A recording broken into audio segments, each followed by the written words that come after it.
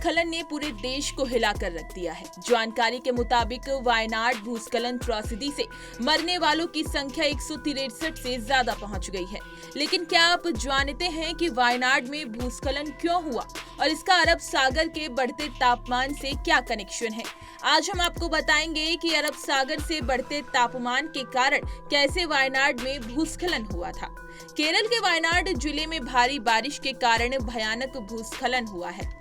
इस आपदा में अब तक 163 लोगों की मृत्यु हो चुकी है, जबकि सैकड़ों लोग घायल हुए हैं। इस भयानक भूस्खलन ने घरों और सड़कों को भारी नुकसान पहुंचाया है। वहीं कई पेड़ उखड़ गए हैं और नदियां उफान पर हैं। अभी तक कई लोग लापता हैं, जिन्हें खोजने के लिए टीमें लगी हुई हैं। केरल के वायनाड में हुई भारी तबाही के बाद एक वरिष्ठ जलवायु वैज्ञानिक ने बीते मंगलवार को कहा कि अरब सागर में तापमान बढ़ने से घने बादल बन रहे हैं, जिसके कारण केरल में कम समय में भारी बारिश हो रही है और भूस्खलन होने का खतरा बढ़ रहा है। वायनाड में हुए भूस्खलन की वजह अरब सागर से तापमान बढ़ना है। इस बीच वैज्ञानिकों और विशेषज्ञों ने भूस्खलन पूर्वानुमान तंत्र और जोखिम का सामना कर रही है।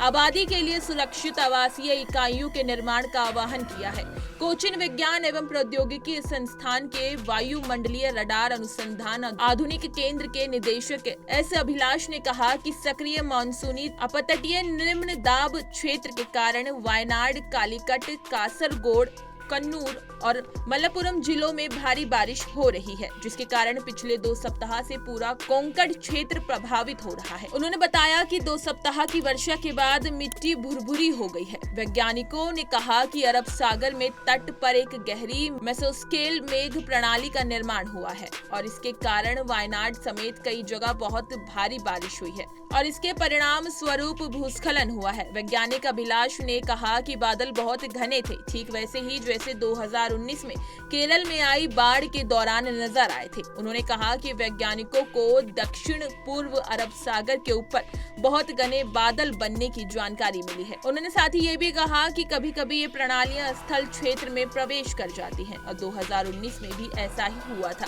जिसके कारण जान माल का भारी नुकसान हुआ था। वैज्ञानिकों के मुताबिक अरब सागर में तापमान बढ़ने के बाद आसमान में घने बादल बन रहे हैं, जिसके बाद भारी बारिश हुई और इसमें जान माल का नुकसान हुआ है। वैज्ञानिकों के मुताबिक अरब सागर में तापमान बढ़ना भारी बारिश की मुख्य वजह है। इसी तरह की तमाम खबरें और अन्य अपडेट्स के लिए बने रहिए हमारे साथ और देखते रहिए punjabkesari.com।